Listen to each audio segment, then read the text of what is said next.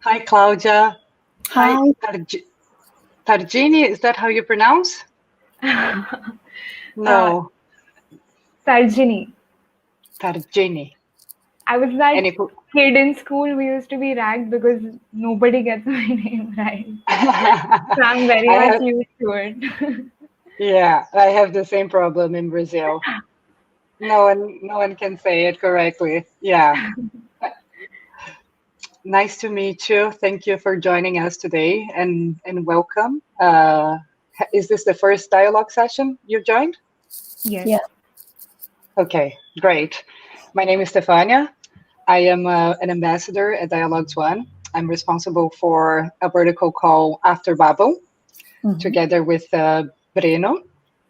And then After Babel, we use the dialogue as a format to explore the sources of creativity. So let's be creative. We're going to change things a little bit. So this dialogue session is about embodied resonance. Quite of a tricky words. But what I mean by that is the connection between motion and emotion. So motion and emotion are intrinsically connected. One is moved by movement, perception, impression, and one is also moved by is the move to move, action, and expression. So through resonance, our body functions as a medium for our emotions. So we act, we express ourselves based on our perceptions and our impressions. So each one of you will have the chance to share a moment in your life you felt deep emotion. It can be any moment. This is a safe space, a moment you experienced a long time ago, a moment you experienced recently. The idea is to focus on the experience itself and why you felt deep emotion. So now how you may or may have not acted upon your emotion, but the experience itself. And the good thing is that we are different people. We live in different realities. We experience things differently. So let's lean on that. Let's use that. And I think when we talk about our emotions, it's of course extremely important that we remember the three principles of dialogue. So be brief and precise, speak from the heart, and listen as you would like to be heard. And after actively listening to the one sharing, we will dialogue about what we heard using the talking piece. Remember, you've probably seen the video. I like to use an imaginary talking piece, but you can use any object that is it's near you. Do you have any questions? No. It's clear? Yeah. Sounds good. I would like to take a moment now, just to reflect on that moment in your life you felt deep emotion. So let's take a couple minutes by ourselves to just think about that. And when the time is up, I'll let you know.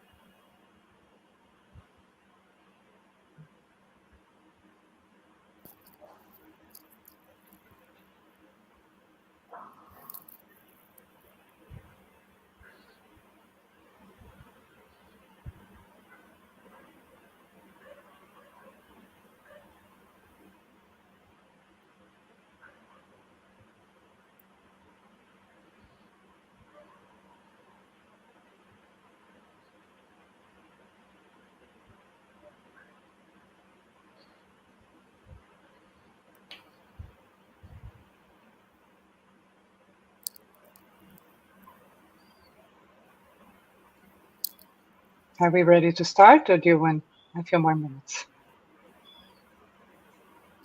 I Yeah, think I'm ready. Yeah. you ready? Sounds good. Since it's only the three of us, I will also join the dialogue and will also share. But perhaps I shouldn't be the first one. So, who would like to start? I can go. So the guiding question again, just so you remember, what was a moment in your life you felt deep emotion? And I will share here on the chat as well. Okay. It's actually very recent. And it was knowing and going through the death of my two granddads.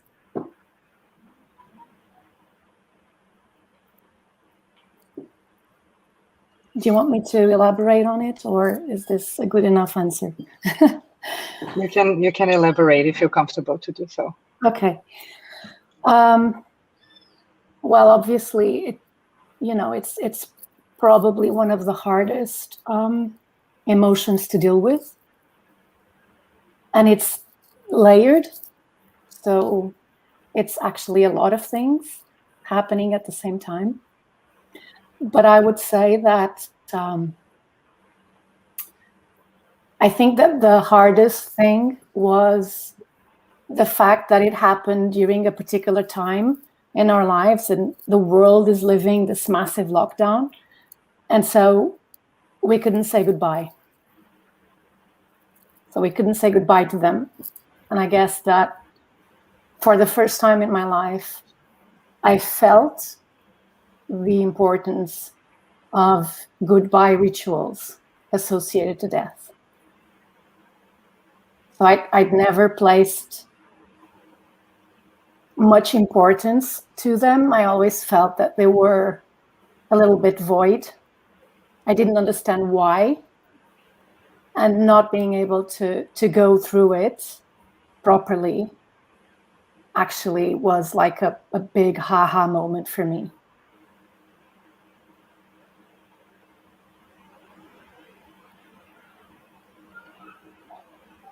Thank you so much for sharing, Claudia. The guiding question now for the ones listening, Tarjani and I, is how does that resonate with you? So how does that resonate with me? I can start sharing. I'll grab the talking piece before I do that.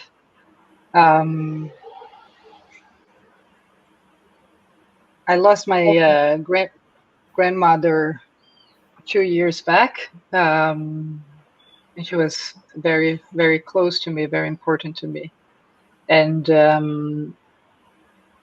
it wasn't in a time where we couldn't meet, but I couldn't possibly be there for her as she was going through the last moments of her life, and the ritual of her passing, because I was living abroad. And in Brazil, everything happened so quickly that it wasn't enough time for me to be there. And it was it's stuck. It really changed the experience for me. I felt more distant, more disconnected with my family and with her than ever before, and a sense of helplessness. Such a hard word. Even though we know the person has passed, and you're there for the family, you're there for the friends, you're there for the community, there is something about the presence and the experience of that ritual. Perhaps it's not for the person, but perhaps it's for you. So I can definitely resonate with that feeling. It's a hard one, and I know that many people are experiencing it now due to the current situation. And I actually, now that you talk about it, I wonder if much has been done actually to deal with this. I mean, we have so many people out there in the world who are experiencing something similar, and maybe there was an opportunity to connect with each other and hold hands, even virtually, to be there for each other in this moment. Yeah. Thank you.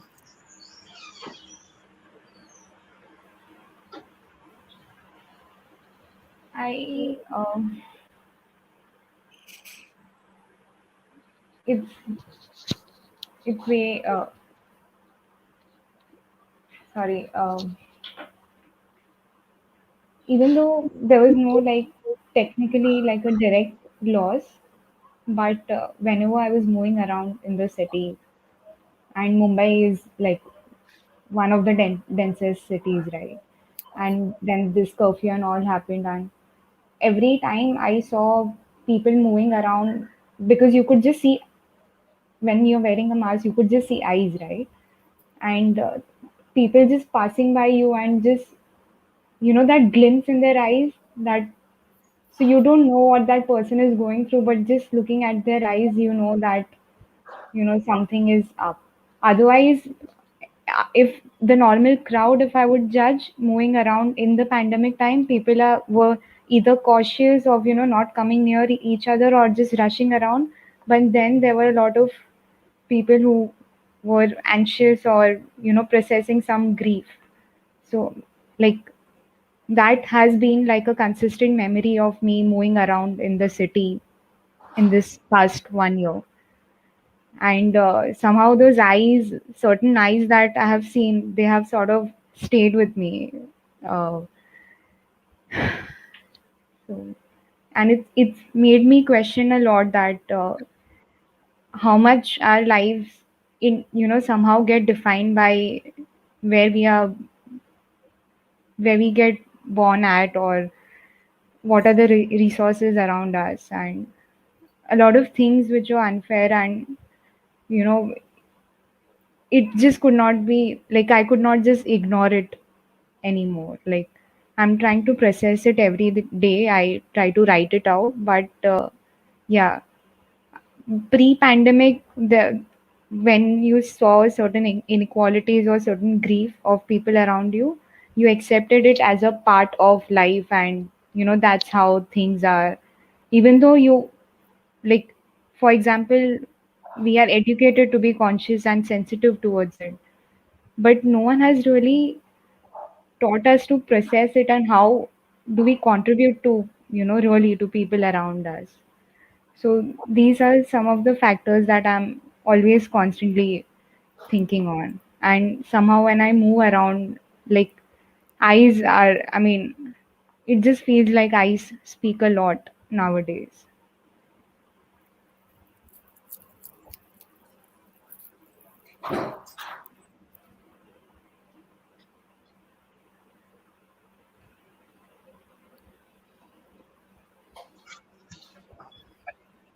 Just what you shared also resonated with me, for the fact that when the pandemic started and the whole counting started,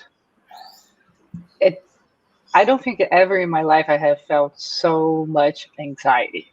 Just seeing that number increase, and spread and spread and spread. It was like being on a roller coaster that never ends, and just urging for it to stop, and it's still going. I'm very glad that they stopped to do this counting. in Continue. in yeah, in every newspaper that you accessed, or read. But it was this feeling that you mentioned about something we're not taught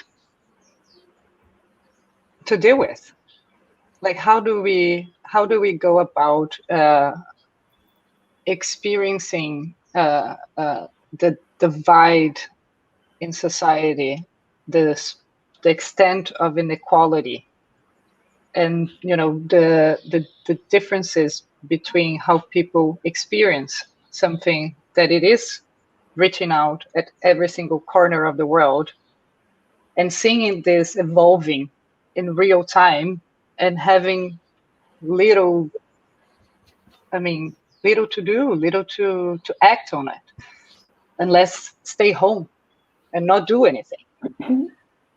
So this feeling gave me so much anxiety. For the first couple of months, I really felt that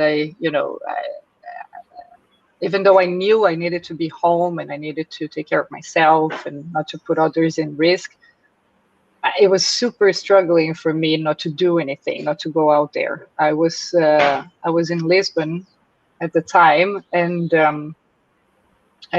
there are a lot of homeless people living on the streets, and a lot of elderly people living on the streets. So I felt, okay, I can cook some food at my home and then go out there and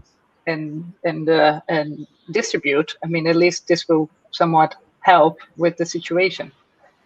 And I started to talk to people who wants to join me. Let's do this. I can put some here. You can. But everyone was saying, this is the worst thing you can do now.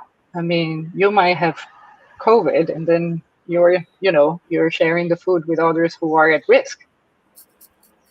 And I realized that was indeed a stupid thing to do. At least at that time, people didn't know exactly how to protect. Now this can be done. You know better how to prepare the food so it's safe, and you know better how to keep a distance, and you wear the mask and etc.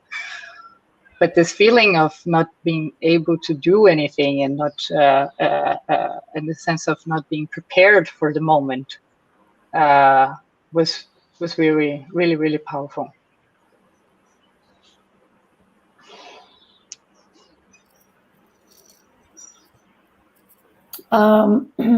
Tarjani, thank you for what you shared, because you brought up this very powerful idea. I've thought about that as well. The fact that we can only see people's eyes when we cross with them in the street, and for some reason, I don't know how this comes to be, but when you cover part of your face and the eyes are the only part that is showing, again, I had this sort of confirmation of something that you've heard all your life, that the eyes are the mirror of the soul, and you sort of listen to this, and you remember some episodes where, yes, you were talking to someone, and that person, just the look in his or her eyes, you just could see inside that person's soul. But now that expression actually has got like a completely different meaning. And the eyes suddenly have become like the only way for some people to communicate, because the rest of their face is covered. So it kind of resonated with me when you said that when you're walking in Mumbai and you can see, and some of the looks stay with you, and that's pretty powerful. But at the same time, as you were saying this, and as Stefannia is mentioning the emotions that she's gone through, and how we're not taught to deal with these things, we're not taught to deal with the inequalities, and we're not even taught to deal with the emotions. And sometimes I feel that we even lack the vocabulary to fully express our emotions. And that's one of the things that I've learned, like in the past year. Sometimes I want to look inside and to really understand what is going on with me, what am I feeling? And I keep going back to the same words. And sometimes I think that there must be other words to express what I'm feeling. I just don't have them. And I don't have them because we are not empowered or stimulated enough to look inside and to just ask these kind of questions. What is it? What is it that I'm feeling? What is it that this emotion is prompting me to do? And I think that's I don't know, I think that's powerful too, and it could be one of the reasons why so many people struggle to talk about how they feel, because the language is missing.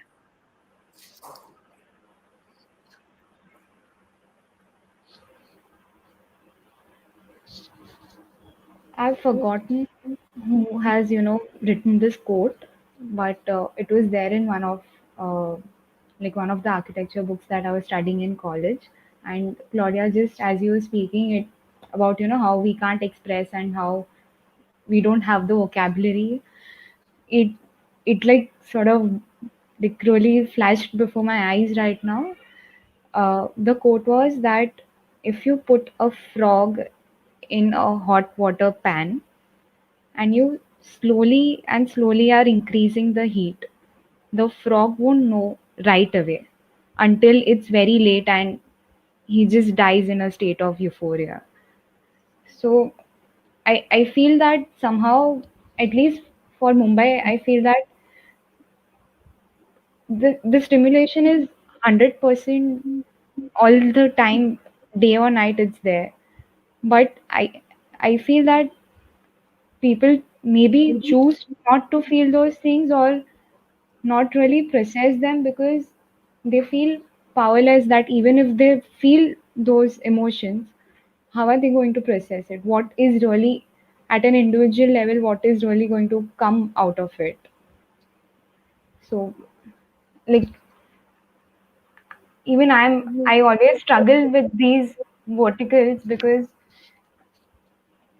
I don't know, somehow, for example, in like somehow I'm in like my student days right now, sorry.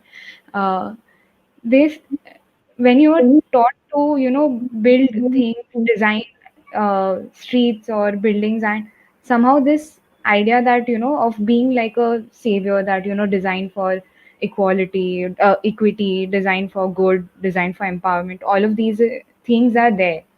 But then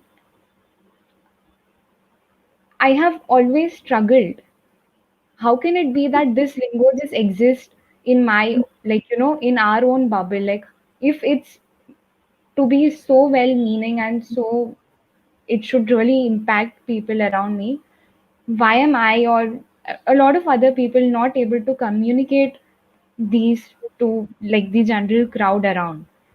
Like the So for example, for me, my line gets blurred between, like, because on a professional level I go in that direction through the research initiatives that have been engaged in.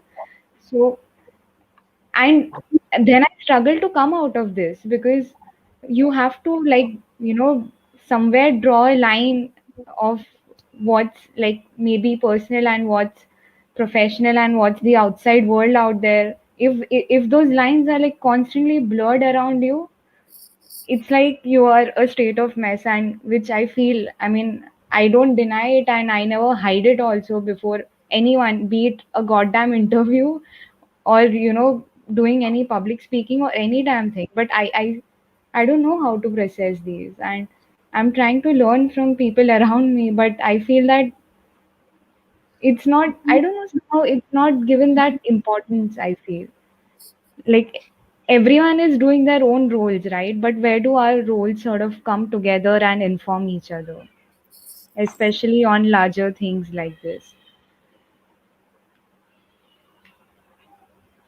Sorry, I know I was very, I think, random, and I was like, I think, going around in 10 different. Not at all. What you shared It's was so beautiful. Thank you. Thank you. You could have continued. I wouldn't mind.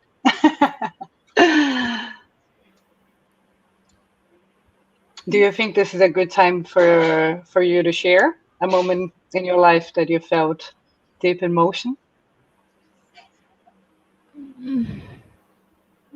I I would like some, like, it's Sometimes. rattling me a bit inside. Hmm. Maybe I can share. Um, it's actually related to the pandemic as well. I wasn't really thinking I was going to share anything. I thought I was going to facilitate. So yeah, but the second I said it, the question out loud, I thought about that moment. As soon as it started, I have been living abroad for around 10 years now, and I'm only 30. So it's been a big chunk of my life.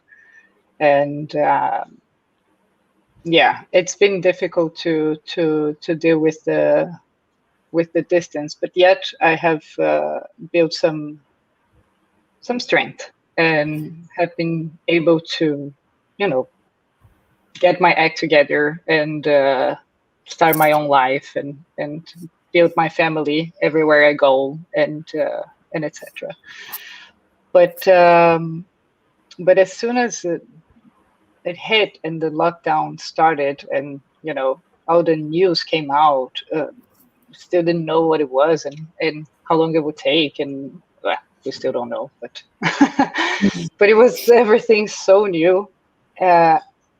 I started to get messages and calls from distant relatives that I hadn't spoken to in 10 years. Friends that I didn't even think that remembered me. And people were calling me, "Are you okay? Where are you? Is everything okay with you?" I'm good. My family is good. I just wanted to let you know. And that for me was, I really felt a deep sense of emotional connection like I'd never experienced before. I mean, this whole time I felt that, I had gone off my own way and no one really cared. But then suddenly, because of it, I actually felt more connected than ever before with people who I, hadn't spoken to in 10 years. So, yeah, it really made me stop and think about the relationships we build in life. I think because it's so easy now to, send a WhatsApp message or say hi on Instagram, Facebook, and etc. You forget that relationships are not about, those quick connections you make. They are about the moments you shared. And no matter how long ago this was, the relationship is built and will last for a lifetime. Yeah. So that was the moment I felt deep emotion. And I'd like to ask you, how does that resonate with you?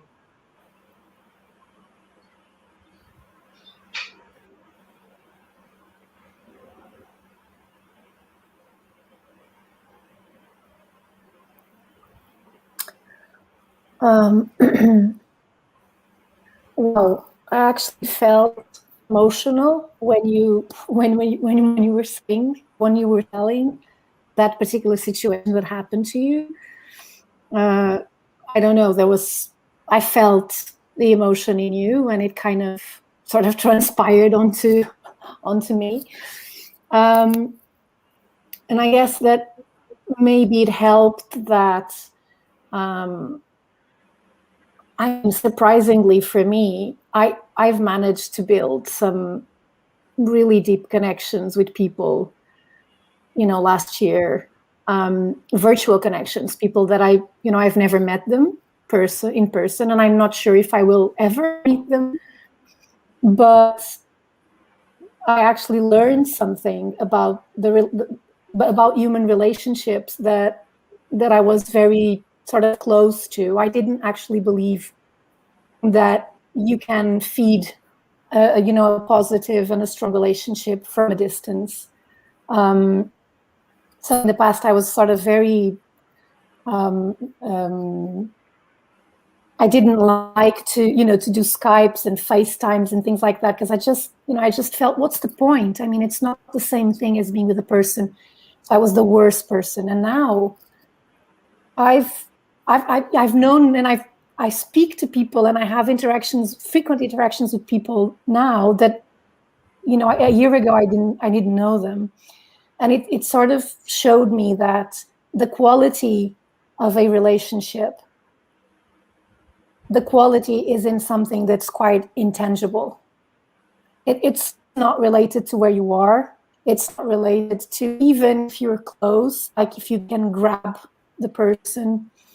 And it's got to do with having memories, creating powerful memories. It's got to do with intuition. It's got to do with energy. And so I discovered that you can have meaningful relationships, quality relationships from a distance. And yes, that they can be dormant and you think they're gone.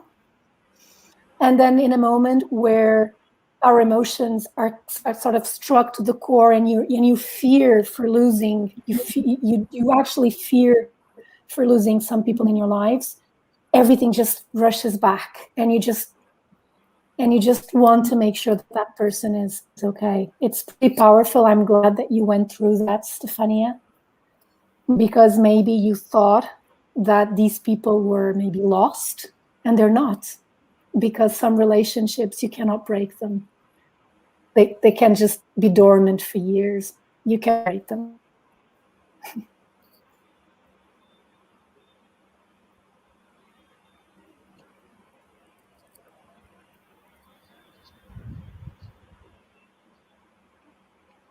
I sort of have something like, my experience has been very opposite, in fact. Like, I mean, anyway, I'm like more of an introverted person, but so yeah, for example, in the first month and a half of the pandemic, when they were like announcing that now it's 15 days, now it's 21 days.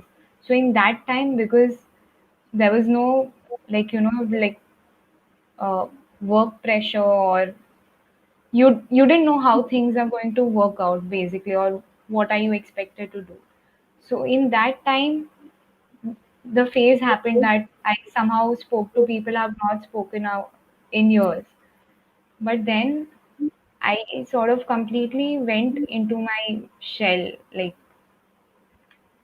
so there were times wherein there have been messages, but I've responded like after like 2-3 days. Like, even right now I have messages that I've not, like, I've not been, like, active in, and I know it's not a good thing, but I constantly, the past 1 year, I have been feeling that in these anxious times, if I don't have something meaningful or good I can contribute, then I don't want to be a rock. And that has been the reason that I've like really cut off, maybe. But in the hindsight, now I feel that sometimes you have to allow people to be there for you also, and not really close off this much. So yeah, it's these things I'm still processing. Like now that we are discussing is when I'm realizing it also.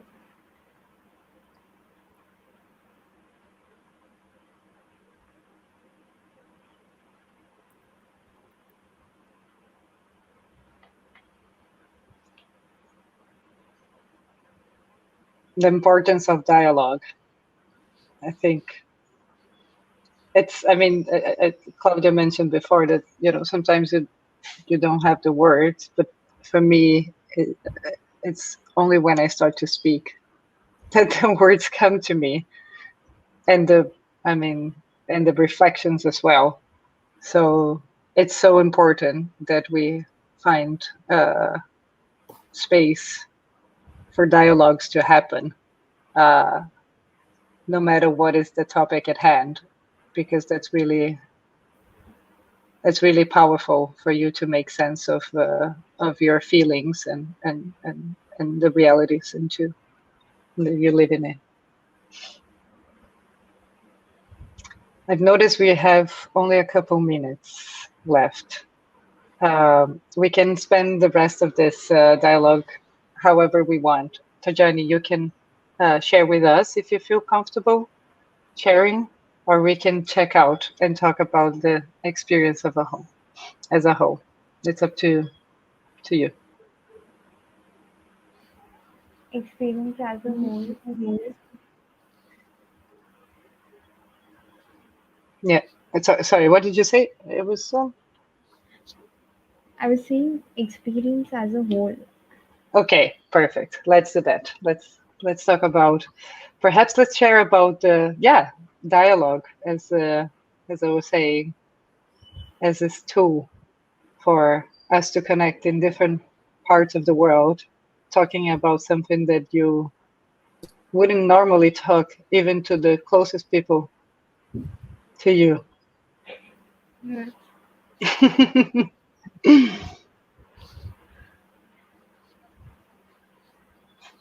Can I make one observation? So the world was brimming with news, right? The past 1 year now almost. And yeah, so even though like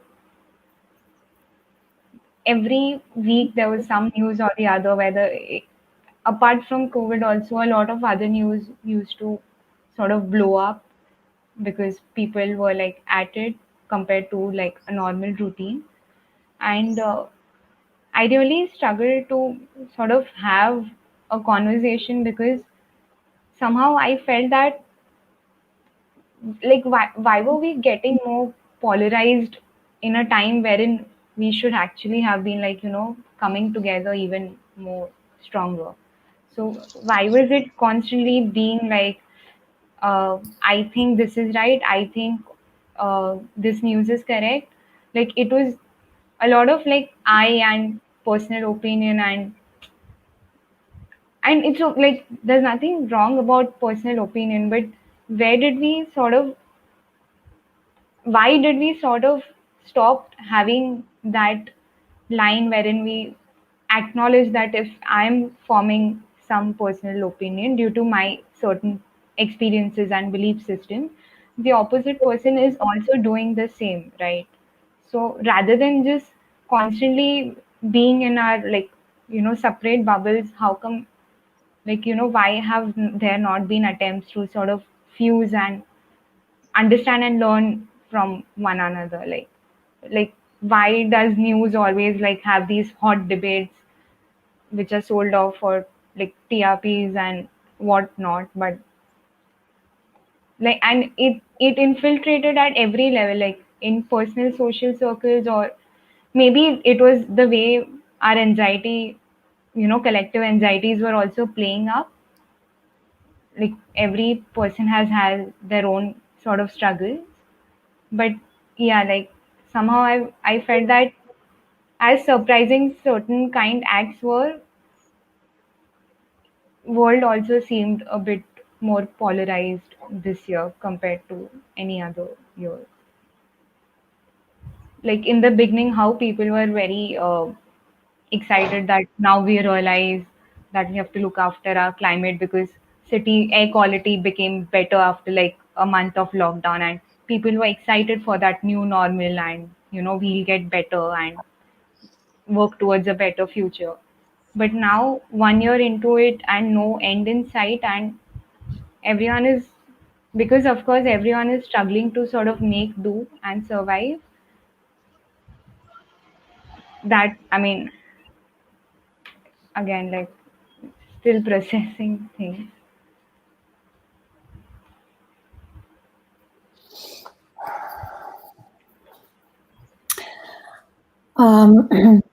I wish I had the answers for all of your questions, Sarjani. I don't.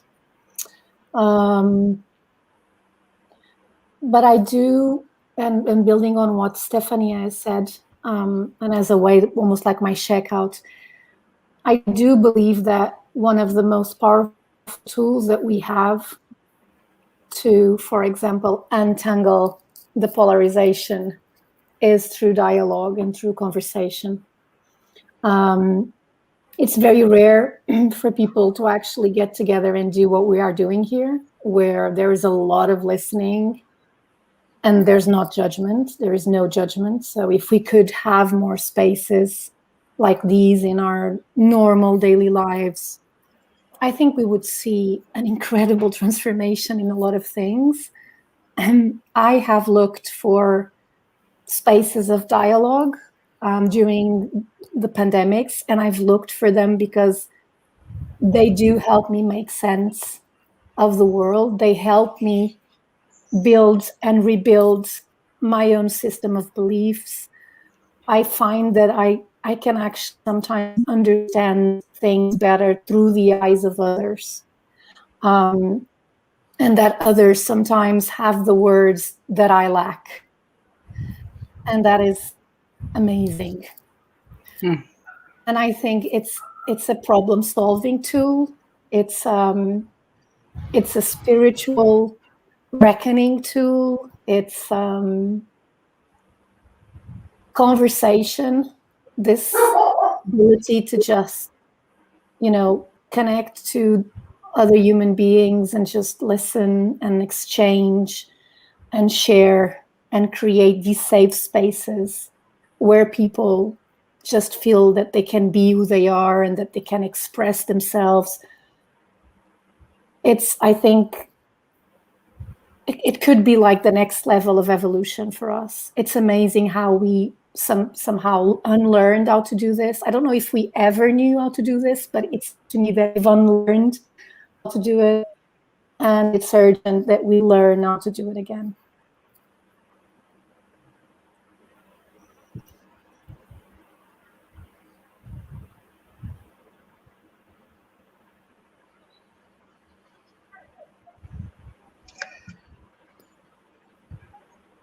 I can only agree. I feel like I'm going to repeat myself. I'm going to repeat you. Sorry. But the words, your words just resonated with everything I believe in. I don't think we can ever evolve from the situation we are now without exchange and interchange of thoughts, beliefs, and actions, and whether that is through dialogue or any other format, it must happen one way or another. And I feel that at least what I experience is, the world is getting more and more heated. We are bombarded with more and more news, and we feel like we know a lot about everything, but we don't. Exactly. Our belief system, it's based on headlines nowadays. Scroll downs and headlines, in different media outlets or social media. A lot of it is fake, a lot of it is true, but it's condensed in a couple words, and we feel like we know. I know what you're feeling in India because I know what's the situation in Mumbai. I just read a report of what's happening there. And I think this is so dangerous. This is so dangerous. And I really feel that, we have to go against the current here. Like, we have to swim in the opposite direction of the river flow to be able to find those spaces where, I can connect to someone that is in a part of the world and try to get an understanding of what that's that person's reality about, and feel like I shouldn't, and sort of make sense of the fact that a headline on an article will not give me that. So that's something I've been thinking a lot about, and and being trying to find spaces. And I appreciate this space a lot because of it.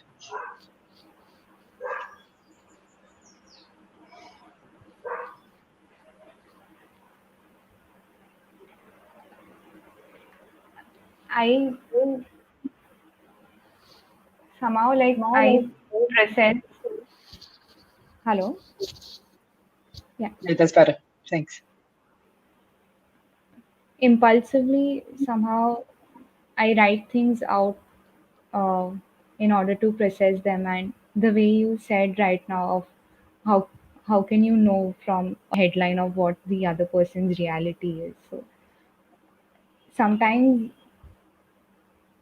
we are consuming more information as a consumption rather than knowledge for absorption. So when we are reading, like like mindlessly scrolling, or I think like to sort of remind consciously that you know is this headline just, like I try to do that is this headline just triggering me? Is there any way I'm going to process it? Or so I have days wherein like I am on LinkedIn or Instagram or news apps like for 3-4 hours on my phone, and then there are like weeks wherein I've not opened them also, like one of the apps. So I, because it becomes like an escape also when we are just constantly consuming information, thinking that we are increasing our knowledge on things, but we're not really. That information that we are consuming is sometimes also like a distraction from things which are happening like right around you. Like, so that is what, like I constantly try and remind myself that don't consume information as a consumption method, but rather read through things to absorb it. So like it's helping like me feel like less anxious. It's like a coping mechanism basically right now, because we are not going anywhere. Like we are still, a lot of us are still privileged that we are able to work from home. So that virtual space that we engage with, we are like I'm like, so I realized that I was so mindlessly scrolling, and it was more of a distraction. I was not doing anything that was actually increasing my awareness about anything around. So getting that slowness in life is something that I'm like being conscious about now.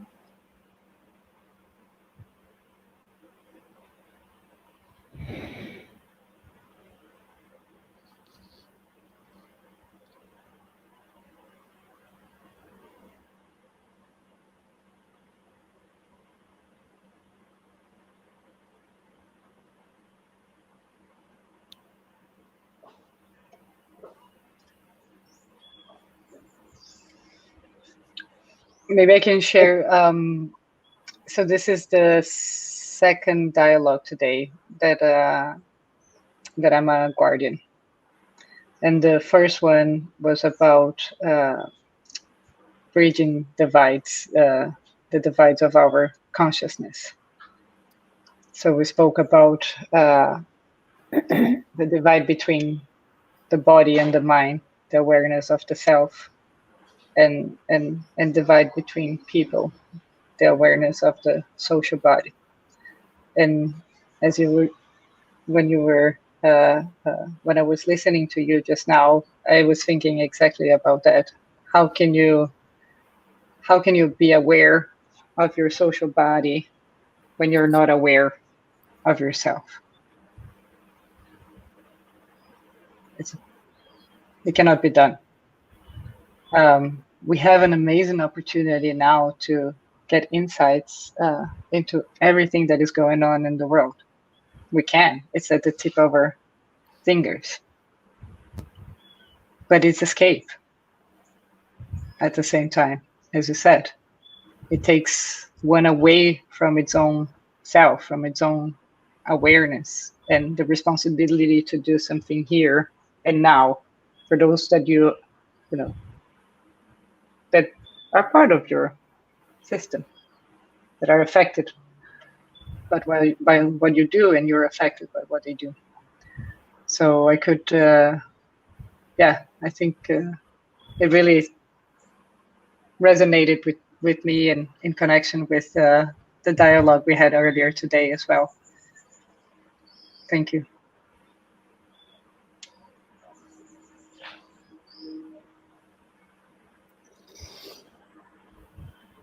I think that,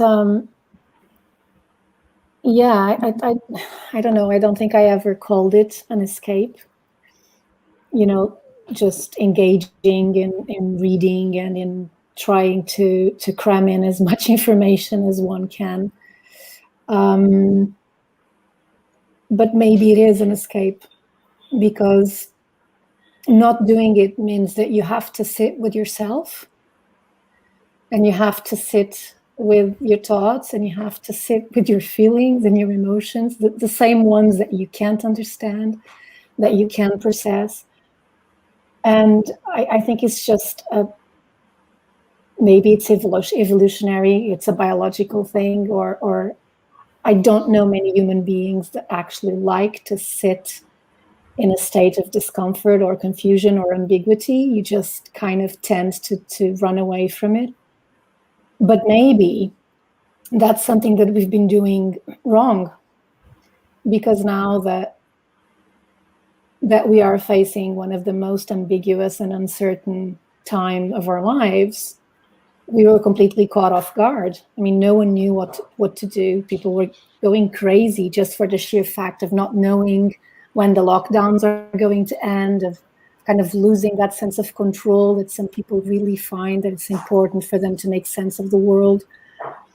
And I've been thinking recently about this. I heard this amazing podcast by a Belgian author called Frédéric Laloux, and he's written this really famous book about reinventing businesses and organizations. But I think that now he's kind of moved on a little bit from that, and he's sort of deep diving in another line of work, and he's actually going into the biggest discomfort that there is, which is to reflect about integrity and how integrous we are in our lives, and how is it that our integrity or lack of integrity is impacting everyone around us and the world. And one of the things that he does with the people that he works with is to actually invite them to sit with the hard questions. Sit with them. Don't try to find an answer. Don't even feel that you are the one that has to find the answer. Just stay there and sit with it. And he finds, and he's sort of, in this podcast, he's talking about these people that he's working with, really powerful men, that when they have to sit with these questions, they feel so powerless, so stripped of this sort of made-up power that we have in our systems of hierarchy and power. But I just find that it's kind of related with what Tarjani is saying. We just don't want to sit with the hard questions, and we just don't want to sit with the discomfort. So we mindlessly and in a numb way, we just scroll, as in sort of distract me, just give me something that I can, get my brain busy with, so that it doesn't go into the dark or darker places.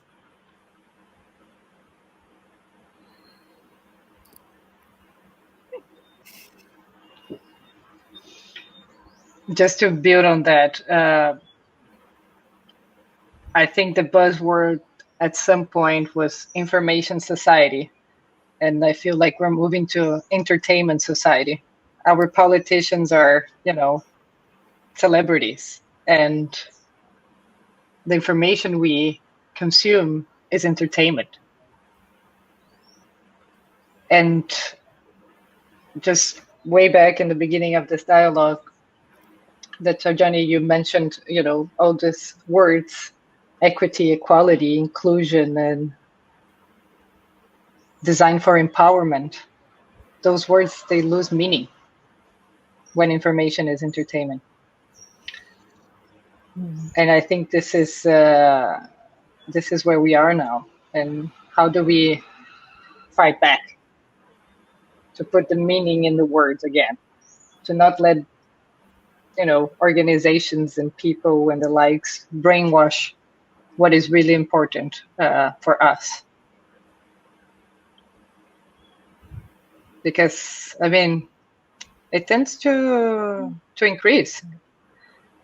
That's the reality we're seeing as the world gets more polarized.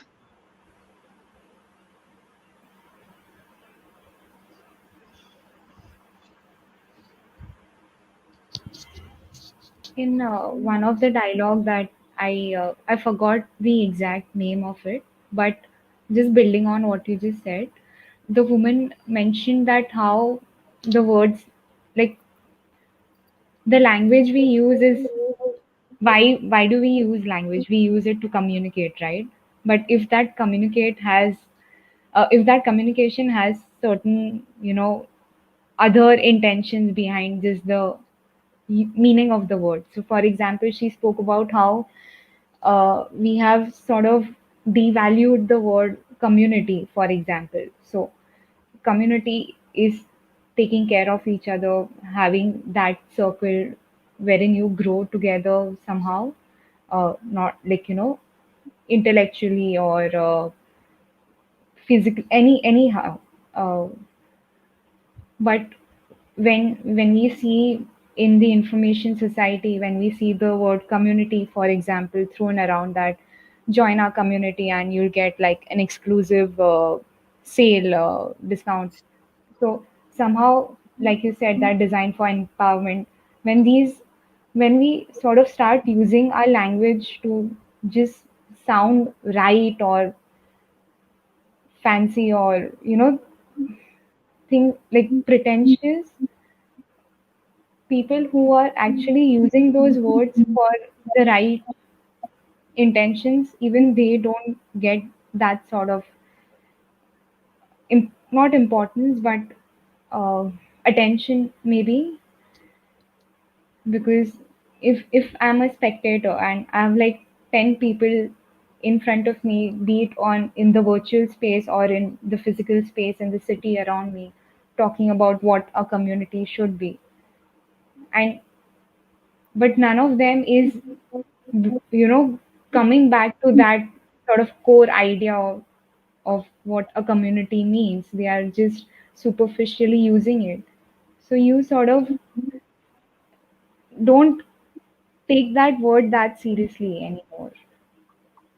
So that from that dialogue, it stayed with me like too much. Sorry, I mean, I didn't know if I was not supposed to repeat. Like, it just. You're fine. Thank you so much for sharing. I think we actually came to the end of it. It's it's 45 already. I really felt that we had a good time. I thank you so much for joining the session and dialoguing. It went from highly emotional to highly rational and highly philosophical, and I really like to see the differences throughout this this dialogue. Thank you so much, and I wish you a good evening, and stay in touch. Thank you to both of you. It was really nice to meet you. Thank you. You.